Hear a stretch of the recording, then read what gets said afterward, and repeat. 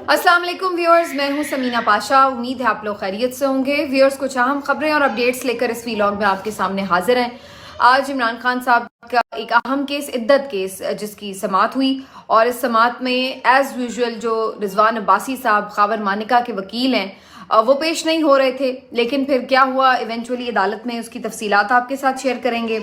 पिछले वीलॉग में मैंने आपसे जिक्र किया था कि दो एंकर्स, दो बड़े लोग, फनकार एक दूसरे के सामने नज़र आ रहे हैं और इसमें अब बज़ाहिर ऐसा लगता है कि वैसे तो ये कोई आपसी इख्तलाफात है, लेकिन उसको फिर से PMLN और PTI का एक रंग दिया जा रहा है। इसके ऊपर भी थोड़ी बात करेंगे। लास्ट टाइम वीलॉग लंबा हो गया तो वो टॉपिक कवर नहीं हो पाया था, उसके ऊपर बात करेंगे। इमरान खान साहब के हवाले से ये खबर कि मुख्तलिफ जो लोग हैं, अब ऐसा लग रहा है कि इमरान खान साहब को बज़ाहिर ये कन्विंस करने की कोशिश कर रहे हैं कि वो अपने मामलात में कुछ लचक दिखाएं और बातचीत के लिए राज़ी हों, इस्टेब्लिशमेंट से सुलह के लिए कोई लचक दिखाएं, अपने मौक़िफ़ में नरमी लेकर आएँ। ये कौन लोग हैं और ये क्यों ऐसा कह रहे हैं, इसके ऊपर थोड़ी बात करेंगे। और इसके साथ साथ कुछ एक अफसोसनाक वाक़या जो पेश आया है, लाला मूसा की तरफ जाती हुई ट्रेन मिल्लत एक्सप्रेस में एक पुलिस एहलकार ने खातून को तशद्दुद करके इस एक्सप्रेस से यानी ट्रेन से नीचे उतारा था और उसके बाद अब कुछ दिन बाद उसकी तशद्दुद ज़दा लाश मिली है उस खातून की। इसके ऊपर थोड़ी बात करेंगे आज की इस वीलॉग में। आपसे रिक्वेस्ट है कि चैनल को सब्सक्राइब कर लें अगर अभी तक सब्सक्राइब नहीं किया। तो सबसे पहले जी इद्दत केस की अपडेट आपको दे दें। इमरान खान साहब और बुशरा बीबी साहिबा के खिलाफ ये केस, जिसमें उन दोनों को सज़ा भी सुनाई जा चुकी है और इस केस में आपने देखा था कि जिस तरीके से ट्रायल किया गया था, बंद कमरे में ट्रायल था अडयाला जेल के अंदर और घंटों पर मुश्तमिल समाअत थी और इस समाअत में हक़ के दिफा से भी महरूम कर दिया गया था इमरान खान साहब और बुशरा बीबी साहिबा को। और उसके बाद हमने देखा कि एक अजीब व गरीब सी समाअत के बाद एक तरफा किस्म का फ़ैसला और इमरान खान साहब और बुशरा बीबी साहिबा दोनों को सज़ा सुना दी गई थी इस केस में और जुर्माना भी आयद किया गया था। जब ये सज़ा सुनाई गई थी उसी वक्त सब लोग ये कह रहे थे कि इस सज़ा का मकसद सिर्फ़ और सिर्फ इमरान खान साहब और बुशरा बीबी साहिबा की तौहीन और तज़हीक करना मकसूद है। और जैसे पिछली दो सज़ाएं सुनाई गई थी उसी में एक और एडिशनल सज़ा सुना दी गई थी ताकि ये तासुर दिया जाए कि इमरान खान का अब कोई फ्यूचर नहीं है सियासी और लोग बददिल होकर उन्हें वोट ना करें। तो ये सब कुछ करना मकसूद था। अदरवाइज इस केस में उस वक्त भी बज़ाहिर कुछ नहीं था और इस केस का कोई सर पैर भी नहीं था और ये अपनी नौयत का एक बहुत ही घटिया किस्म का केस था, अखलाक से गिरा हुआ। और इस केस के ऊपर उस वक्त भी इवन इमरान खान के मुखालिफिन तक लोगों ने इसके ऊपर बड़ी तनकीद की थी, सज़ा के ऊपर भी और इस केस के ऊपर भी, बनाने वाले के ऊपर भी। लेकिन यहाँ पर ना सिस्टम को शर्म आई और ना ही हमने देखा कि बाद में इस केस के हवाले से कोई खातिर खा चीज़ सामने आ सकी। अल्टीमेटली हुआ ये कि इस केस में इमरान खान साहब को जब सज़ा सुना दी गई थी तो अब इमरान खान साहब और बुशरा बीबी साहिबा की तरफ से अपील दायर की गई थी। सेशन कोर्ट के जज हैं जस्टिस शाहरुख अंजुमन, ये जो है कर रहे हैं इस केस की समाअत। और पिछली दो समाअतों में, अपीलों में, दोनों दिनों में यही हुआ कि खावर मानिका साहब के जो वकील थे वो पेश नहीं हो रहे थे अदालत में। ऐसा लग रहा था कि जानबूझकर अवॉइड कर रहे हैं वो इस केस को। और उसके बाद फिर हत्ता कि एक दिन तो ये तक भी सलमान अकरम राजा साहब ने बताया, जो इमरान खान के वकील हैं, कि वो साथ वाली अदालत में बैठे हुए हैं लेकिन उठकर इस कमरा अदालत में तशरीफ़ नहीं ला रहे और जानबूझकर जैसे अदालत को उन्होंने जूते की नोक पर रखा हुआ है, ऐसी सूरत हाल थी। लेकिन अदालत ने फिर भी उनके लिए बड़ी नरमी दिखाई और खैर सलमान अकरम राजा साहब ने अपनी तरफ से दलाइल दिए और उसके बाद जब उनके दलाइल मुकम्मल हो गए तो इस्तदा की कि इस फैसले को फौरी तौर पर मुअत्तल किया जाए, बल्कि इस केस को ही ख़त्म होना चाहिए। लेकिन जज साहब ने कहा कि जी हम एक मौका और देंगे खावर मानिका साहब के वकील को कि वो पेश हो जाएं और उसके बाद फिर वो इस केस के ऊपर फैसला सुना देंगे अगर वो पेश ना भी हुए। तो आज के रोज़ उन्हें पेश होना था। एज़ यूजुअल वो पहले पेश नहीं हुए, लेकिन जज साहब आपको पता है बहुत मेहरबान है उनके ऊपर, तो उन्होंने उनको मज़ीद वक्त दिया, मोहलत दी। उसके बाद समाअत थोड़ी देर के लिए मुलतवी हुई। फिर उसके बाद 11:30 बजे का जो वक्त मुकर्रर किया गया था उस वक्त भी रिजवान अब्बासी साहब पेश नहीं हुए, खावर मानिका के वकील। तो जज साहब ने मज़ीद उन्हें मेहरबानी करते हुए, मज़ीद उनके ऊपर दरिया दिली दिखाते हुए उन्हें मज़ीद वक्त दिया और कहा कि वो 1 बजे तक पेश हो जाएं। तो फिर अल्टीमेटली 1 बजे जो है शाहरुख अंजुमन की अदालत में पेश हुए रिजवान अब्बासी साहब। उन्होंने ये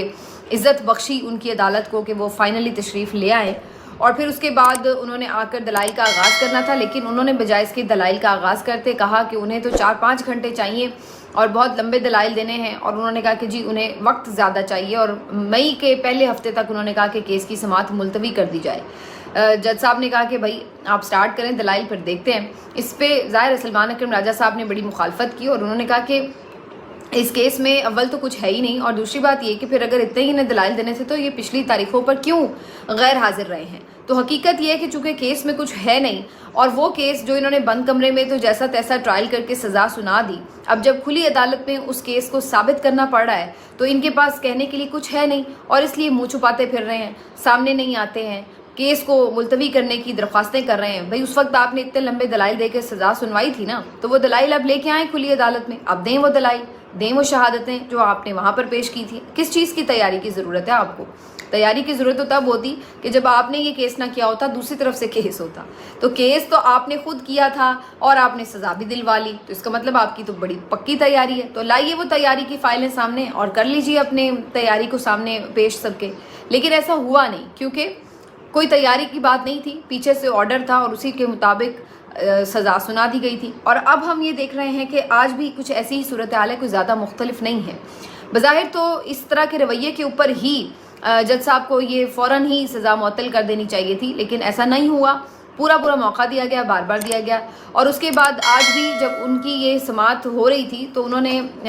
کوئی خاص نئی بات نہیں کی، وہی پرانا جو پورا کیس کا فیصلہ پڑھ کے سنا رہے تھے حرف بحرف،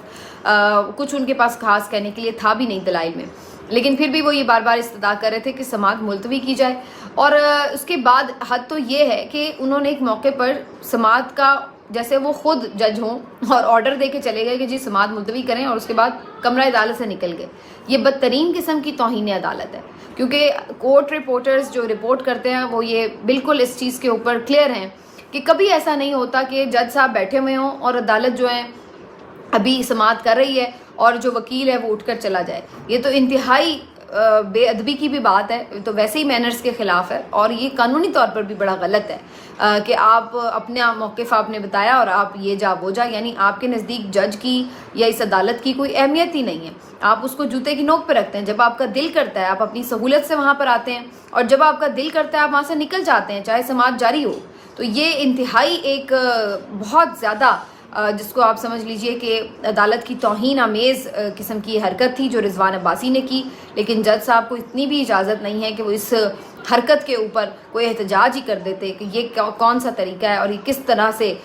جج صاحب کو بیچ میں عدالت میں چھوڑ کر جو وکیل ہیں وہ چلتے بنے۔ تو بہرحال آپ دیکھیے جج صاحب کی مجبوری کہ انہوں نے نہ صرف یہ کہ اس وکیل کے اوپر کوئی اس کے خلاف کوئی کارروائی نہیں کی، بلکہ انہوں نے ان کی استدعا بھی منظور کر لی اور سماعت کو ملتوی کر دیا۔ اور جج صاحب نے جب سماعت کو 24 اپریل تک ملتوی کیا تو سلمان اکرم راجہ صاحب نے اس پر شدید احتجاج کیا، اور انہوں نے کہا کہ اگر سماعت ملتوی بھی کرنا تھی تو کل تک کر لیں، کون سے دلائل ہیں جو انہوں نے کل تک مکمل کر لیں اپنے دلائل، ویسے تو آج ہی ہو جانے چاہیے۔ لیکن یہ آپ نے کیا کیا جج صاحب کہ وہ آپ کو تاریخ دے کے چلے گئے اور آپ نے ان کی تاریخ بھی مان لی ہے، اور اس کے بعد آپ اس طریقے سے جو ہے اتنی لمبی تاریخ دے رہے ہیں اس کیس میں، جبکہ اس کیس میں کچھ ہے بھی نہیں ہے۔ تو بہرحال سلمان اکرم راجہ صاحب نے شدید اس پر احتجاج بھی کیا، لیکن اس کا کوئی خاص جو ہے وہ ہمیں نظر نہیں آیا اثر، کیونکہ جج صاحب آلریڈی بڑے ہی مجبور سے لگ رہے ہیں۔ اور رضوان عباسی صاحب بقول کچھ رپورٹر سے آج تو انہوں نے باقاعدہ انہیں کھلی عدالت میں دھمکایا ہے، بہت تلخ کلامی ہوئی عدالت میں، اور اس طرح سے انہوں نے ان کو پریشرائز کیا جج صاحب کو، اور پھر اپنی خود تاریخ دے کر جیسے چلتے بنے۔ تو یہ والی صورتحال تھی۔ تو اس طرح کی عدالتوں سے آپ کیا انصاف کی توقع کرتے ہیں؟ میں پہلے ہی کہہ رہی ہوں ان کیسز میں اگر میرٹ پر دیکھا جائے تو ویسے ہی کچھ نہیں ہے، لیکن اگر لٹکانا کوئی چاہے اور طاقتوروں کے اشاروں پر اگر آپ نے عدالت کو چلانا ہے تو پھر آپ جتنی دیر مرضی چاہے 200 سال یہ کیس چلا لیں، پھر تو کوئی ایشو نہیں ہے۔ تو بہرحال جی فی الحال تو 24 اپریل تک سماعت ملتوی ہو گئی ہے۔ اس کے علاوہ جی جو 2 اینکرز کی میں بات کر رہی تھی، بیسیکلی ایک اینکر ہیں اور ایک ہیں سہیل احمد صاحب جو کہ بہت بڑے فنکار ہیں اور کسی سے ان کی صلاحیتیں ڈھکی چھپی نہیں ہیں، پاکستان کی جانی مانی شخصیت ہیں اور بہت سمجھتی ہوں کہ صف اول کے فنکاروں میں سے ان کا شمار ہوتا ہے۔ آپ سب ان کو جانتے ہیں، حسب حال عزیزی کے روپ میں بہت زیادہ انہوں نے شہرت کمائی ہے، اس کے علاوہ بھی ان کے بہت سارے کیریکٹرز ہیں۔ آفتاب اقبال صاحب پاکستان کا ایک ایسا چہرہ ہیں جو کہ آپ سب جانتے ہیں، انہیں صحافی بھی کہہ سکتے ہیں آپ، انہیں دانشور بھی ہیں، لکھتے بھی ہیں، اور اس کے ساتھ ساتھ جو سیٹائر قسم کا آج کل شوز چلتے ہیں اس کے وہ ایک طرح سے بانی بھی سمجھے جاتے ہیں. حسب حال میں ان دونوں نے مل کر ہی کام شروع کیا تھا اور کافی عرصہ وہ کامیاب پروجیکٹ کے ساتھ یہ کام کرتے رہے. پھر اس کے بعد دونوں نے اپنے اپنے راستے بھی الگ ہوئے, لیکن اس کے باوجود بھی ایک گریس کا دونوں کے درمیان تعلق بہرحال برقرار رہا. آفتاب اقبال صاحب کی جو زیادہ ایک پولیٹیکل افیلیشن ہے وہ بظاہر پی ٹی آئی کی طرف نظر آتی ہے, کیونکہ وہ خان صاحب کی بھی آپ کو معلوم ہے کافی مداح ہیں. اور دوسری طرف جو سہیل احمد صاحب ہیں ان کے بارے میں لوگوں کا یہ خیال ہے کہ وہ زیادہ تر پی ایم ایل این کے ساتھ ایسوسیٹڈ نظر آتے ہیں. ہر ایک کی چوائس ہے, کوئی کسی کی بھی پارٹی جوائن بھی کر سکتا ہے اور سپورٹ بھی کر سکتا ہے. اگر وہ سپورٹ کرتا ہے تو اس میں تو کوئی اعتراض والی بات نہیں ہے. ہوا کچھ یوں ہے کہ سہیل احمد صاحب نے کچھ دن پہلے ایک پوڈ کاسٹ میں آفتاب اقبال صاحب سے متعلق کافی گفتگو کی اور انہوں نے ان کو اس میں ٹھیک ٹھاک لتاڑا اور ان کے بارے میں کچھ ایسے الفاظ کہے جو کہ سب خود آفتاب اقبال صاحب نے بھی جب رسپانس دیا تو انہوں نے بھی بڑا مائنڈ کیا اور بہت سے اور لوگوں نے بھی مائنڈ کیا کہ آفتاب اقبال سے متعلق انہوں نے کیسی باتیں کی. اور انہوں نے کہا کہ جی یہ اس کے پلے کچھ ہے نہیں ہے, یہ صرف مہنگی گھڑی دکھا کر اچھے کپڑے پہن کر لوگوں کو امپریس کر کے آپ شو نہیں کامیاب کر سکتے. اور اس ٹائپ کی انہوں نے کچھ پرسنل لیول کی گفتگو کی تضحیک آمیز ان کے بارے میں. اور اس کے بعد شاید وہ بھی کسی اور گفتگو کا رسپانس ہی دے رہے تھے میرے نزدیک. تو آفتاب اقبال صاحب نے نہ جانے کہاں پر کب کس وقت سہیل احمد صاحب سے متعلق کوئی ایسی بات کی جو انہیں ناگوار گزری, اور غصے کا اظہار جو ہے وہ سہیل احمد صاحب نے اس انداز سے کیا اس پوڈ کاسٹ میں. اس کے بعد جب آفتاب اقبال صاحب نے اس پہ ویڈیو رسپانس دیا تو انہوں نے اس پہ پھر بات کرتے ہوئے بڑے افسوس اور دکھ کا اظہار کیا کہ ہم نے ہمیشہ عزت اور آبرو کو ملحوظ خاطر رکھا, ایک دوسرے کی گریس کو دیکھا, لیکن مجھے افسوس ہے کہ آپ نے میرے بارے میں عجیب و غریب قسم کی باتیں کی ہیں. اور پھر انہوں نے بھی ان کو خوب کہا کہ بھائی میں تو آپ کی ہمیشہ رسپیکٹ کرتا رہا, لیکن مجھے افسوس ہوا ہے کہ آپ نے میرے بارے میں اس طرح جو ہے وہ بات چیت کی ہے. اور پھر وہ انہوں نے بھی ظاہر ان کے جو مختلف الزامات ہیں اس کا جواب دیا اور کہا کہ بھئی آپ پہ تنقید کیوں نہیں ہو سکتی, یا آپ کو کمپیئر کیوں نہیں کیا جا سکتا کسی سے, یا آپ جو بات کر رہے ہیں اس کو نگیٹ کیوں نہیں کیا جا سکتا, آپ بھی کوئی اتنے سرخاب کے پر تو نہیں آپ کو بھی لگے ہوئے وغیرہ وغیرہ. تو انہوں نے بھی اس قسم کی باتیں کی. انہوں نے کہا کہ میں مانتا ہوں آپ بہت بڑے فنکار ہیں, لیکن اس کا مطلب یہ تو نہیں کہ آپ کو یہ لائسنس مل گیا آپ کسی کے بارے میں کوئی بھی بات کر دیں. تو پھر اس طرح آفتاب اقبال صاحب نے بھی خوب ان کی کلاس لی اور بتایا, تھوڑا سا احسان بھی جتلایا کہ بھائی آپ بھی بتائیں یہ عزیزی کا کیریکٹر کس نے دیا تھا آپ کو, اور یہ جو سارا ایک کامیاب پروجیکٹ تھا وہ اس کا کون اس کا بانی تھا وغیرہ وغیرہ. تو انہوں نے بھی اپنی طرف سے اس طرح کی باتیں کی. میرے نزدیک ویسے جو بھی کوئی بڑا فنکار ہو, بڑا اداکار ہو, یا ایون کوئی بڑا دانشور رائٹر ہے, کوئی بھی ہے, جب وہ کوئی جتلانا شروع ہو جاتا ہے کہ جی اس نے کتنے لوگوں کو بنایا, یا اس نے, یہ اصل میں تب اچھا لگتا ہے کہ جن کو آپ نے بنایا ہو وہ آپ کو اس طرح سے ٹریبیوٹ پیش کریں کہ جی ہم جو کچھ بھی ہیں یا ہمیں کسی نے سکھایا یا ہمارے لیے کوئی ہیلپ فل ثابت ہوا کریئر میں تو وہ فلاں بندہ تھا. تو وہ تو ایک چیز اچھی لگتی ہے کہ جی کوئی اپنے محسن کو ایکنالج کر رہا ہے. لیکن جب محسن خود ہی یہ بتانا شروع کر دے, کہنا شروع کر دے کہ ہاں بھائی اس بندے کا تو یہاں تک پہنچنے میں میرا ہی ہاتھ ہے اور یہ میرا ہی کمال ہے, تو وہ بات یوں سمجھ لیجئے کہ بس وہ ایسا لگتا ہے کہ جو آپ نے نیکی کی تھی وہ ضائع کر دی. میں ذاتی طور پر اس چیز کو پسند نہیں کرتی کہ اگر میں نے کسی کو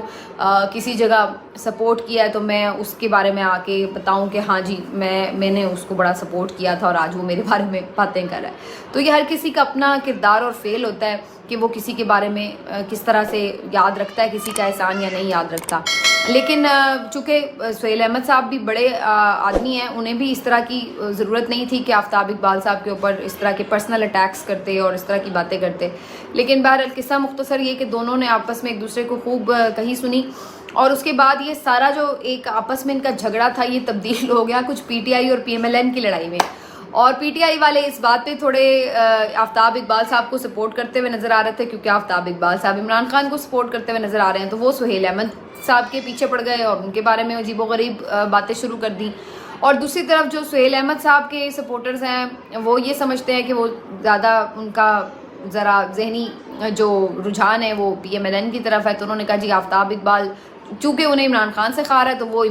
آفتاب اقبال کے پیچھے پڑ گئے کہ جی یہ آفتاب اقبال تو یہ ہے وہ ہے یہ متکبر ہے، اس نے سہیل احمد کے ساتھ زیادتی کی اور ان کے بارے میں غلط بیانی کی اور وغیرہ وغیرہ. تو وہ پھر اس طرح کی وہ لڑائی بن گئی کہ جیسے پی ٹی آئی اور پی ایم ایل این کی وجہ سے. حالانکہ میرا نہیں خیال ہے کہ اس میں کوئی سیاسی اینگلنگ تھی کسی بھی قسم کی. بہرحال